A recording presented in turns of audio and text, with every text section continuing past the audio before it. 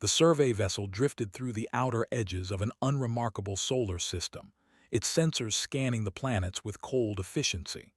Officer Morin studied the data streaming across his console and paused when he reached the third planet from the yellow star. Blue oceans covered most of its surface. Green and brown landmasses spread across its face. Electromagnetic signals poured from its surface in chaotic patterns that suggested primitive communication technology. Morin recorded his findings and transmitted them to the Imperial Colonization Bureau. The planet showed signs of developing life, but nothing that met the threshold for protection under Galactic Concord law.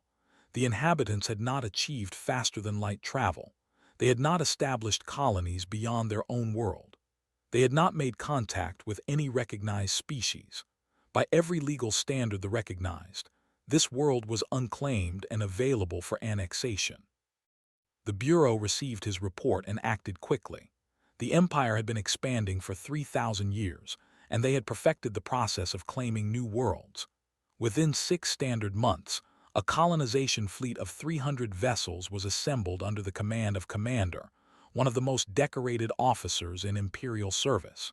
His orders were simple: secure the planet, relocate or remove the native population, and prepare the world for settlement.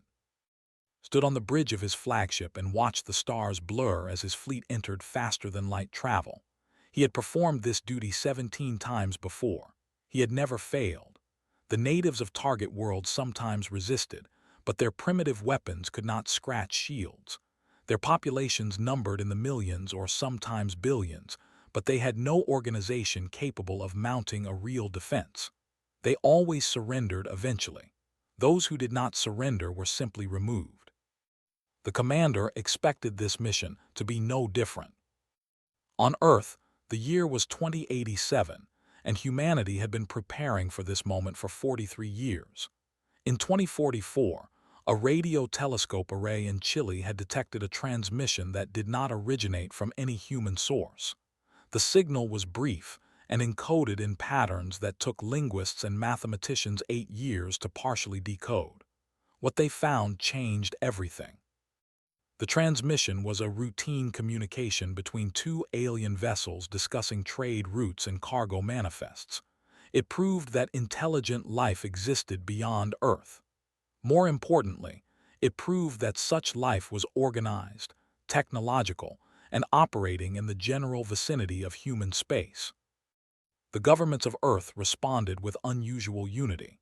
The United Nations established the Space Defense Initiative in secret, funded by contributions from every major nation. For 4 decades, humanity built orbital defense platforms disguised as communication satellites, ground-based laser arrays hidden beneath civilian research facilities, kinetic projectile launchers buried in remote mountain ranges. Most importantly, they built listening stations that monitored every frequency they had identified in alien communications. Lieutenant Commander Morgan ran the primary listening station from a facility beneath the Nevada desert. She was 34 years old, with short brown hair and eyes that rarely seemed to blink when she was focused on her work. She had spent 12 years studying alien transmission patterns, learning to recognize different species by their communication signatures, building a picture of galactic civilization from fragments of intercepted data. When the fleet entered the solar system, was the first human to know. The sensor arrays detected the energy signatures of 300 vessels decelerating from faster-than-light travel near the orbit of Neptune. Watched the data populate her screens and felt her heart pound against her ribs. She had always known this day would come. She had trained for it. She had built her entire career around preparing for it. But seeing the evidence on her monitors made it suddenly and terrifyingly real. She activated the priority communication channel to Director Samuel Price, the head of the Space Defense Initiative. Samuel was 61 years old, a former military general who had spent the last 15 years coordinating humanity's secret preparations. He answered within seconds, his weathered face appearing on screen with an expression of forced calm. Transmitted the sensor data without speaking. She watched Samuel's eyes move as he processed the information. 300 vessels, energy signatures consistent with advanced propulsion and weapons systems, heading directly for Earth at a velocity that would bring them to orbit within 72 hours. Samuel asked if there was any indication of their intentions, explained that she was already intercepting their communications. The aliens were using protocols she recognized from years of study. They called themselves and their transmissions made their purpose absolutely clear. They were here to claim Earth. They considered it their legal right under something called the Galactic Concord Charter. Samuel ordered to keep monitoring and begin full decryption of every transmission. He needed to understand the legal framework these aliens operated under. If there were rules, there might be loopholes. If there were loopholes, humanity might survive without fighting a war they could not win. The next 3 days were a blur of activity, and her team worked without sleep, piecing together fragments of communications into a coherent picture of galactic law. The Concord Charter was ancient, established over 12,000 years ago to prevent endless warfare between spacefaring species. Its central principle was simple. No species could claim a world already inhabited by sentient life. But the definition of sentient life was narrow. A species had to meet 3 criteria: demonstrated sentience, established civilization, and awareness of interstellar existence. They had classified humans as failing the 3rd criterion. Humans had not achieved faster-than-light travel. They had not established contact with other species. By interpretation, humans were intelligent animals rather than true sentience deserving protection. Found something else in the transmissions. References to an authority called the Arbiter, a neutral judicial figure empowered by the conquered to settle disputes over planetary claims. If a species believed their rights had been violated, they could petition for arbitration. They clearly considered this a formality that would never apply to Earth. Brought her findings to Samuel. She explained that humanity had one chance. They could not defeat 300 warships in direct combat, but they might be able to challenge the claim through legal channels. If they could prove that humans met all 3 criteria for protection, the conquered would be obligated to intervene. Samuel studied the data and made his decision. Humanity would not surrender. Humanity would not hide. Humanity would stand before the highest authority in the galaxy and demand recognition as a sentient species with rights that could not be violated. He ordered to prepare a transmission. They would broadcast on every frequency they used, ensuring that their message reached not just the invasion fleet but every listening post in the sector. The message would be simple and direct. Earth was inhabited, humanity was sentient, and they knew they were not alone. The transmission went out as the fleet crossed the orbit of Mars. For the first time in their long history of conquest, they received a response from a target world that was not a plea for mercy or a futile declaration of war. It was a legal challenge, and it changed everything. Commander stood motionless on his bridge as his communications officer played the human transmission for the 3rd time. The message was crude, broadcast on frequencies that they had assumed no primitive species could access. Yet the words were unmistakable. The inhabitants of the target world were invoking the Concord Charter. They were demanding arbitration. Had conquered 17 worlds. He had faced desperate defenders who threw themselves against his shields in hopeless final stands.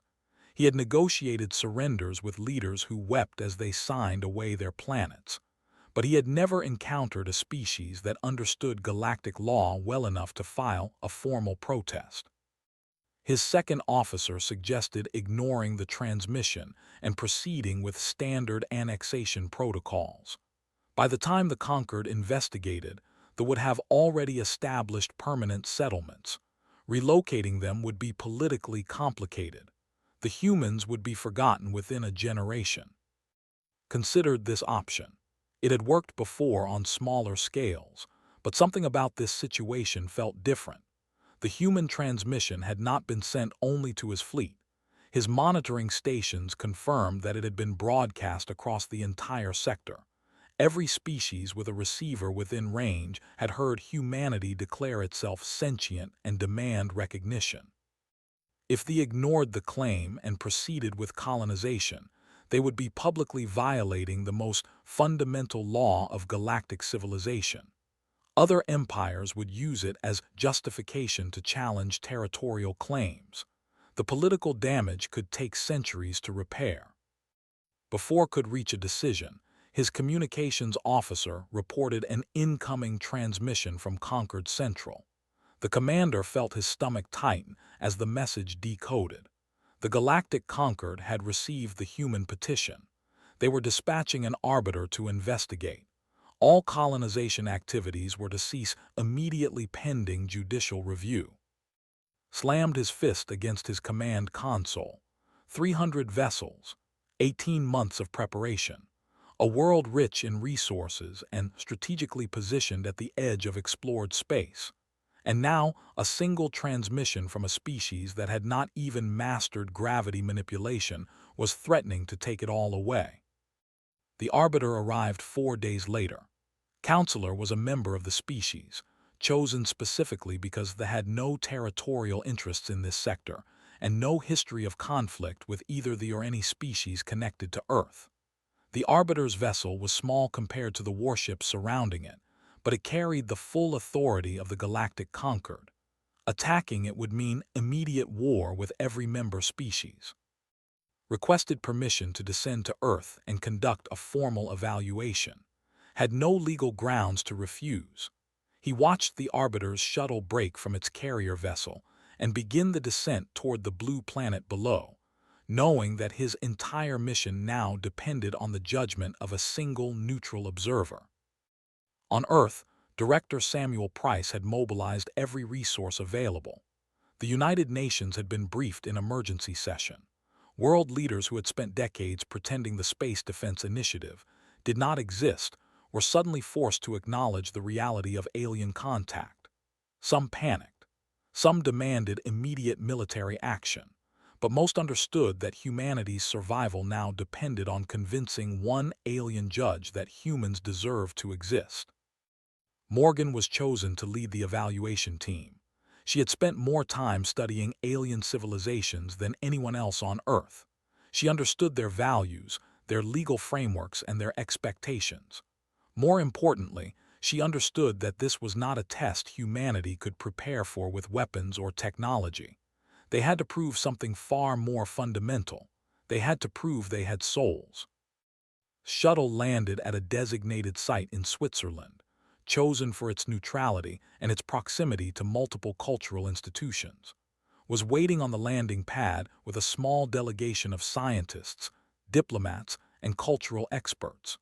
She had rehearsed her greeting in 3 alien languages before realizing that she had no idea which one the arbiter would understand. She settled for speaking English and hoping the arbiter's translation systems were adequate. The shuttle's hatch opened and emerged. The arbiter was tall and slender, with pale blue skin that seemed to shimmer slightly in the afternoon sunlight. 4 eyes arranged in a diamond pattern studied with an expression she could not read. The arbiter's voice was soft but carried clearly across the landing pad. Explained the evaluation process in precise, formal terms. Humanity would be tested against 3 criteria established by the Concord Charter. First, they must demonstrate sentience through evidence of abstract thought, self-awareness, and moral reasoning. Second, they must demonstrate civilization through evidence of organized society, cooperative institutions, and cultural achievement. Third, they must demonstrate interstellar awareness through evidence that they understood their place in the wider galaxy. Asked how long the evaluation would take, replied that it would take as long as necessary to reach a just conclusion. The arbiter had no deadline and no predetermined outcome. The only goal was truth. The evaluation began the next morning. Had arranged for to visit sites that demonstrated the breadth of human achievement. They traveled to museums that held thousands of years of artistic creation.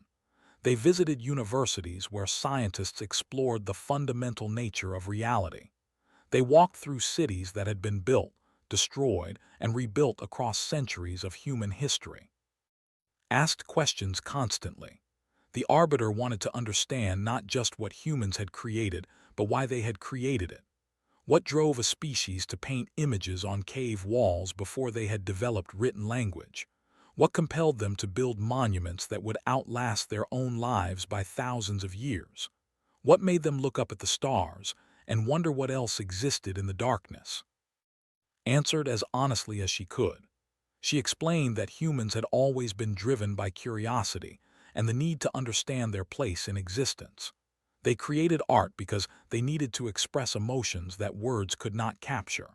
They built monuments because they wanted to leave something behind that would prove they had existed. They looked at the stars because the alternative was to believe they were alone, and that possibility was too terrible to accept. Recorded everything. The Arbiter made no comments about whether the evaluation was going well or poorly, had no way to know if her answers were helping humanity's case or hurting it. On the third day, Commander requested a meeting with the Arbiter. He presented evidence that humans were fundamentally violent and destructive. He showed records of human wars, genocides, and environmental devastation. He argued that a species that could not even maintain peace among itself could not possibly meet the standard of civilization required by the Charter. Listened to the commander's presentation without interruption. When it was finished, the Arbiter asked a single question. Had the Empire ever engaged in warfare or caused the death of members of other species? Hesitated. They had conquered dozens of worlds. They had killed millions in the process of expansion. They had waged wars against rival empires that lasted for centuries. Nodded and recorded the commander's silence as an answer. The evaluation would continue. Understood then that humanity was not being judged against perfection. They were being judged against reality. Every species in the galaxy had blood on their hands. The question was not whether humans had caused suffering. The question was whether they had also created something worth preserving. She had 4 more days to prove that they had. The first test was sentience, and approached it with methodical precision. The Arbiter had evaluated hundreds of species across thousands of years of service to the conquered. Most primitive civilizations failed this initial hurdle. They possessed intelligence sufficient to build tools and form communities, but they lacked the deeper awareness that separated true sentience from sophisticated animal behavior. Morgan guided the Arbiter through the Louvre on a gray morning when the museum had been cleared of all other visitors. They walked through galleries filled with paintings that spanned centuries of human creativity, paused before each work, studying the brushstrokes and compositions with those 4 unreadable eyes. The Arbiter asked why humans created images of things that did not exist, stood before a painting of angels ascending toward heaven, and explained that humans had always imagined possibilities beyond their immediate reality. They painted gods they had never seen, worlds they had never visited, and futures they hoped to create. Art was not just representation, it was aspiration. Moved to a sculpture of a figure trapped in unfinished marble, its form emerging from the stone as if struggling to break free. The Arbiter asked what the sculpture meant, explained that the artist had believed every block of stone contained a figure waiting to be released. The sculptor's job was not to create, but to reveal what was already hidden inside. The Arbiter recorded this answer and asked to see more. They visited libraries containing millions of books written across every era of human history, selected texts at random, and asked to explain their significance. She described philosophical works that questioned the nature of existence, scientific papers that challenged accepted understanding of reality, and religious texts that sought to explain humanity's relationship with forces beyond their comprehension. The Arbiter asked if humans believed in things they could not prove, answered that humans had always believed in things they could not prove. They believed in justice even when the world seemed unjust. They believed in love even when it brought them pain. They believed in meaning even when evidence suggested the universe was random and indifferent. Asked why humans maintained beliefs that contradicted observable reality, thought carefully before responding. She explained that humans understood the difference between what was true and what was meaningful. They could accept that the universe had no inherent purpose while still choosing to create purpose for themselves. This was not ignorance or delusion. It was an act of will. The arbiter was silent for a long moment, then made a notation and declared the first criterion satisfied. Humans demonstrated sentience through their capacity for abstract thought, moral reasoning, and self-aware reflection on their own existence. The second test was civilization. Commander had already presented his case that humans were too violent and destructive to qualify, now had to present the counterargument. She took the arbiter to Geneva, to the headquarters of international organizations that coordinated cooperation between human nations.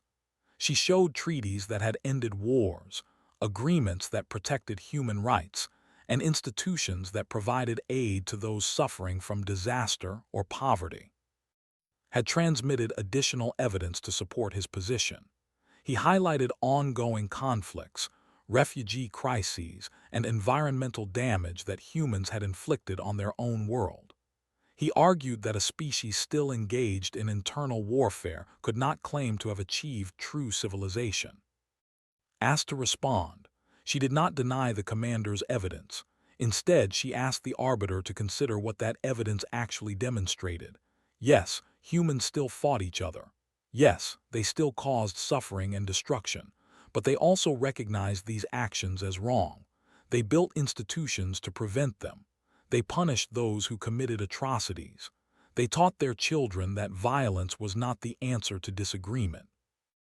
Argued that civilization was not a state of perfection. It was a process of improvement.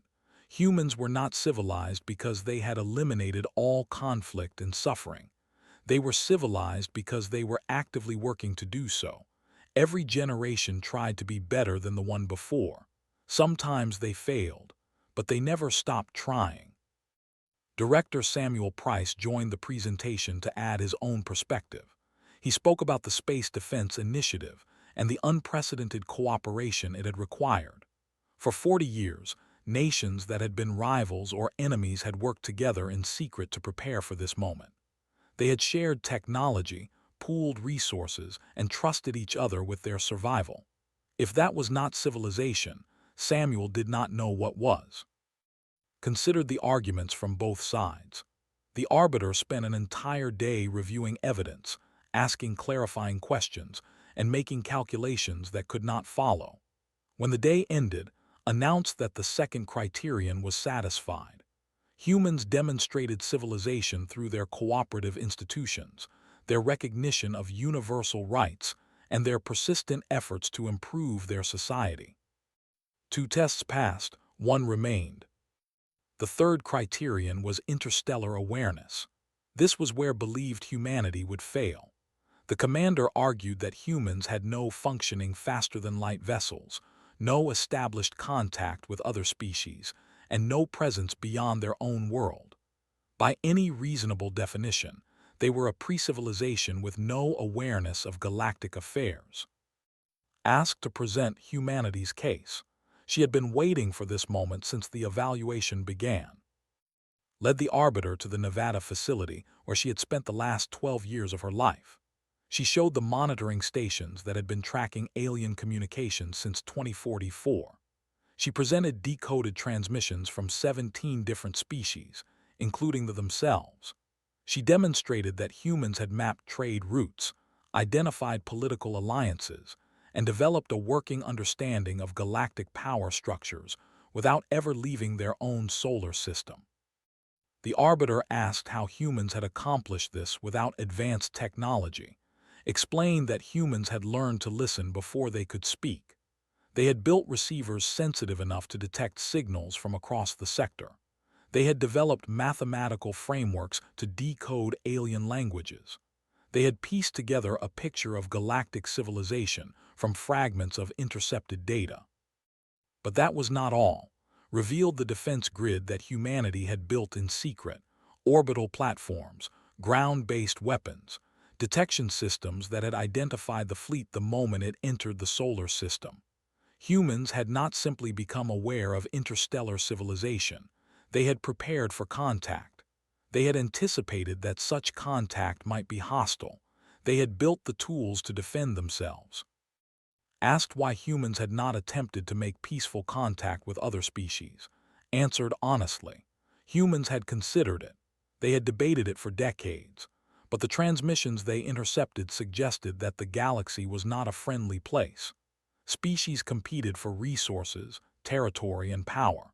A civilization that announced its presence before it was ready to defend itself was a civilization inviting conquest. Humans had chosen to wait, watch, and prepare. And when they arrived, they had been ready to respond not with weapons but with words. They had challenged the invasion legally because they understood that force alone would not save them. They needed the law on their side. Stood in silence for several minutes, processing everything had shown. Then the arbiter made a final notation and declared the third criterion satisfied. Humans demonstrated interstellar awareness through their monitoring of galactic communications, their understanding of politics, and their preparation for contact with other civilizations. All three tests had been passed. Under the Galactic Concord Charter, Earth was a protected world. They had no legal claim to it. Felt tears forming in her eyes but refused to let them fall. She had done it. Humanity had done it. They had proven themselves worthy of existence in the eyes of galactic law. But as she looked up at the sky, where 300 warships still waited in orbit, she knew the fight was far from over. Commander received Arbiter's ruling in the silence of his private quarters. He read the decision 3 times, each reading deepening the cold fury building in his chest. All 3 criteria satisfied. Earth declared a protected world. The colonization fleet ordered to withdraw immediately and return to Imperial space. 17 worlds. 17 successful conquests without a single legal challenge surviving judicial review. And now this primitive species, barely capable of escaping their own gravity well, had defeated him with words instead of weapons. His second officer contacted him through the internal communication system, asking for orders. The fleet was awaiting instructions. Should they begin withdrawal procedures? Did not respond immediately. He stood at the viewport of his quarters and stared down at the blue world below. Its oceans sparkled in the light of its yellow sun. Its continents were scattered with the lights of cities that would have made perfect settlements. 8 billion humans lived on that world, occupying space and consuming resources that the Empire needed. The Concord Charter was 12,000 years old. It had been written by species that no longer existed to govern conflicts that had been forgotten centuries ago. They had always followed it because doing so served their interests. It provided legitimacy for their conquests and prevented other empires from challenging their territorial claims. But the charter was only as strong as the willingness of powerful species to enforce it. The nearest Concord enforcement fleet was weeks away. By the time they arrived, the colonization could be complete. The humans would be relocated or eliminated. They would face sanctions and condemnation, but they would keep the planet. And in a century, no one would remember or care how it had been acquired. Made his decision.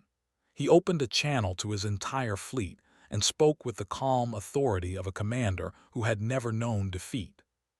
He acknowledged the arbiter's ruling. He noted that the Conquered had declared Earth a protected world.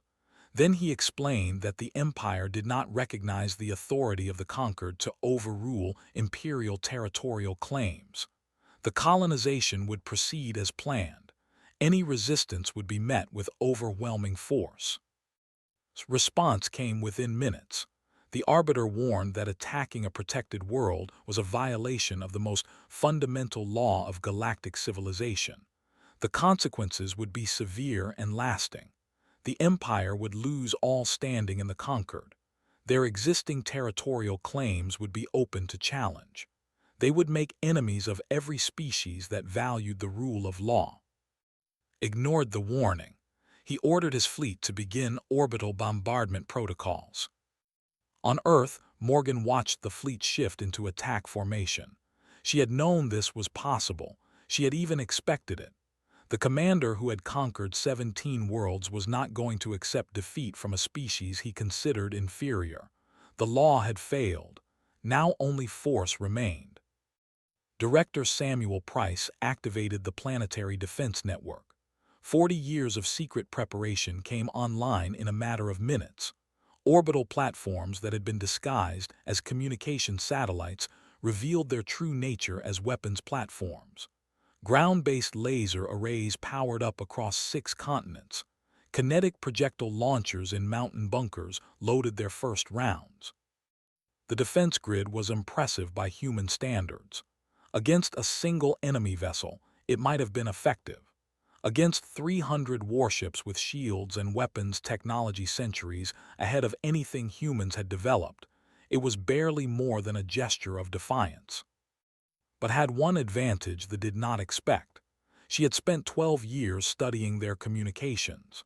She understood their protocols, their command structures, and their coordination systems. And she had identified weaknesses that they themselves did not know existed.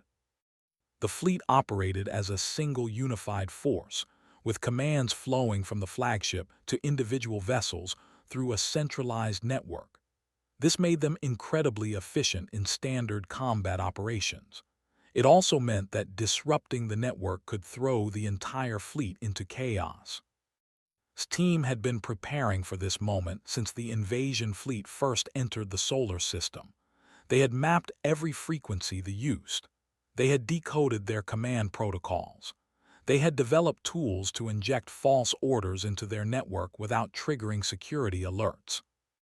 As the first weapons powered up, launched her attack. The fleet received simultaneous contradictory orders from what appeared to be Commander himself. Some vessels were told to advance. Others were told to retreat. Weapons systems received targeting data that pointed them at friendly ships. Shield generators were ordered to power down for maintenance cycles. The result was instant confusion. Vessels that had been moving in perfect formation suddenly scattered in different directions. 2 cruisers collided when their navigation systems received conflicting course corrections. A destroyer's weapons array fired on the ship beside it before the crew could override the automated targeting. Screamed orders into his communication system, but his voice was lost among the flood of false commands pouring through the network. His officers could not distinguish his real orders from the fabricated ones. The disciplined fleet that had conquered 17 worlds dissolved into a chaotic mass of ships trying to avoid each other. Earth's defense grid opened fire. The weapons were primitive compared to technology, but the shields were down or fluctuating. Their vessels were out of position and unable to coordinate defensive responses. Kinetic projectiles traveling at tremendous velocities slammed into hulls that should have been protected. Laser arrays found gaps in shield coverage and burned through armor plating.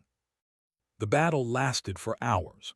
Humanity lost satellites, defense platforms, and thousands of brave operators who stayed at their posts even as weapons found their targets. Cities on 3 continents suffered strikes from vessels that managed to fire through the chaos. The death toll climbed into the tens of thousands. But the lost more.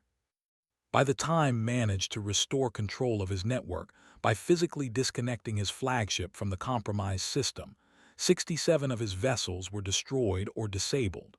Another 40 had suffered damage severe enough to require immediate withdrawal.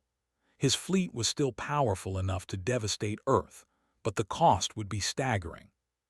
And then his sensors detected new contacts entering the system. The conquered enforcement fleet had arrived 3 weeks ahead of schedule, had transmitted an emergency alert the moment announced his intention to ignore the ruling. The conquered had dispatched their fastest vessels, pushing their drives beyond safe limits to reach Earth before the situation became irreversible. 12 vessels emerged from faster-than-light travel and took positions surrounding the fleet. Each conquered ship was larger than anything commanded. Their weapons systems were designed to enforce galactic law against any species that challenged conquered authority. The conquered flagship broadcast a single message on all frequencies. The fleet would stand down immediately. Any further hostile action against Earth would be considered an act of war against the galactic conquered itself. The consequences would include the immediate dissolution of the Empire's charter membership and the forfeiture of all territorial claims acquired under conquered law. Stood on his damaged bridge and stared at the overwhelming force arrayed against him. He had gambled that the conquered would not respond quickly enough to matter. He had been wrong. He gave the order to stand down. Morgan watched from her bunker as the weapons powered off and the fleet began to drift into a passive formation. She was exhausted, covered in dust from a near miss that had collapsed part of the facility, and she had lost colleagues and friends in the battle. But Earth was still free. Humanity had survived. The aftermath of the battle unfolded slowly over the following weeks. Vessels drifted in orbit with damaged hulls and disabled systems, while conquered enforcement ships maintained a watchful perimeter. On Earth, rescue teams worked through the rubble of devastated cities, pulling survivors from collapsed buildings and counting the dead. Commander was removed from his flagship in restraints. Conquered security officers escorted him to a transport vessel that would carry him to stand trial before the Galactic Tribunal. The charges were severe: violation of conquered law, unauthorized military action against a protected world, and the deaths of thousands of sentient beings. If convicted, he would spend the remainder of his life in a detention facility far from space. The imperial government moved quickly to distance itself from the commander's actions. Official statements declared that had acted without authorization and against explicit orders from imperial command. They claimed he had been driven by personal ambition and had ignored direct instructions to respect the Arbiter's ruling. No one believed the statements. They had sent 300 warships to claim Earth. They had equipped those ships with colonization supplies and settlement infrastructure. The mission had been planned at the highest levels of imperial government, but admitting this would expose the entire empire to catastrophic legal consequences. The conquered accepted the official explanation because it served everyone's interests. They would pay reparations to Earth for the damage caused by the attack. They would renounce all claims to the planet permanently. They would accept conquered oversight of their future colonization activities. In exchange, the empire itself would not face dissolution or territorial losses. Director Samuel Price negotiated the terms on behalf of Earth. He was not entirely satisfied with the outcome. The government deserved more punishment than sacrificing a single commander, but he understood that politics required compromise. Humanity had won. They had survived. Pushing for more might turn potential allies into enemies. Morgan did not participate in the negotiations. She spent the weeks after the battle overseeing repairs to the listening station and coordinating with the families of those who had died under her command. 23 operators had lost their lives when a strike had penetrated the facility's defenses. She attended every memorial service and spoke at every funeral. She had saved humanity. She had also sent people to their deaths. Both things were true, and she would carry both for the rest of her life. Arbiter requested a final meeting before departing Earth. Met the Arbiter at the same landing pad in Switzerland where they had first encountered each other. The sky was gray with clouds, and a light rain was falling. Stood without an umbrella, letting the water run down her face. Approached and stood beside her in silence for a long moment. Then the Arbiter spoke. In 12,000 years of conquered history, no pre-species had ever successfully defended itself against a colonization fleet. The Charter protected such species in theory, but enforcement always arrived too late. By the time conquered vessels reached the contested world, the native population had been destroyed or scattered. The conquering species would pay fines and accept sanctions, but they would keep the planet. Earth was different. Humanity had fought back with technology and tactics they had never anticipated. They had held their ground long enough for help to arrive. They had not merely survived, they had won. Asked what this meant for humanity's future, explained that Earth would receive provisional membership in the Galactic Concord. Humans would have voting rights in the Assembly, access to interstellar trade networks, and protection under the full scope of Concord law. They would be expected to contribute to collective defense and abide by the treaties that governed relations between member species. More importantly, continued, other species would learn what had happened here. News of Earth's successful defense was already spreading across the sector. Civilizations that had considered humans primitive and helpless were revising their assessments. Empires that might have contemplated their own claims on Earth were reconsidering the risks. Humanity had established a precedent. They had demonstrated that they were not targets to be exploited. They were not resources to be harvested. They were a species that would fight for their home with creativity, determination, and courage. Any civilization that threatened Earth would face consequences they could not predict or control. Asked if this meant humanity was finally safe, paused before answering. Safety was an illusion that no species ever truly possessed. The galaxy was vast and filled with powers that did not care about conquered law or the rights of lesser civilizations. There would always be threats. There would always be challenges. Humanity would face crises in the future that they could not currently imagine. But they would face those crises as a recognized member of galactic civilization. They would have allies, resources, and legal protections that had not existed before. They would not stand alone against the darkness. Thank the Arbiter for everything. Had given humanity a fair hearing when they had expected dismissal. The Arbiter had transmitted the emergency alert that brought the enforcement fleet in time. Without intervention, Earth would have fallen. The Arbiter accepted the thanks with a slight bow, then offered a final observation. Humanity had impressed the conquered not just with their defense, but with their approach to the crisis. They had tried law before warfare. They had sought recognition before resorting to violence. They had demonstrated that they understood the value of rules and institutions even when those rules were being used against them. This was rare among species facing extinction.